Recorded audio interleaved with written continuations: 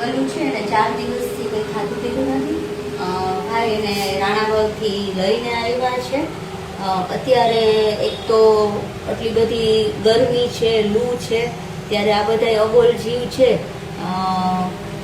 આવી પરિસ્થિતિમાં બીમાર બહુ પડી જાય છે. તો કોઈનું પણ ધ્યાન પડે તો કોઈ પણ જગ્યા પર આને સારવાર માટે લઈ જવા જોઈએ. ભાઈ તમે ખૂબ સારું કામ કર્યું કે તમે છેક રાણાવાવથી અહીં સુધી લઈને આવ્યા, અને હજી પણ જરૂર પડે તો કાલે પાછું તમે એને લઈ આવજો. આપણે કોશિશ કરીએ કે એ બચી જાય. અત્યારે પશુ પક્ષી છે એના માટે બને ત્યાં સુધી આપણે ઘરની આજુબાજુ છે એ પાણીની વ્યવસ્થા કરવી જોઈએ. અને કંઈ છાશ છે કે કંઈ ખાવા પીવાનું છે એવી વસ્તુ આપવી જોઈએ. અને ખાસ તો ક્યાંય છાયણે બેઠા હોય તો લાકડી મારીને ભગાડવા નહીં, કેમ કે આ બધા જીવ છે, જેમ આપણે ગરમી થાય છે આપણે એસીમાં બેસી જાય છે, પણ આને તો કંઈ એસી મળવાનું નથી. તો કમસે કમ કુદરત જે છાયણો આપે છે એ તો આપણે છીનવવાની કોશિશ ન જ કરવી જોઈએ.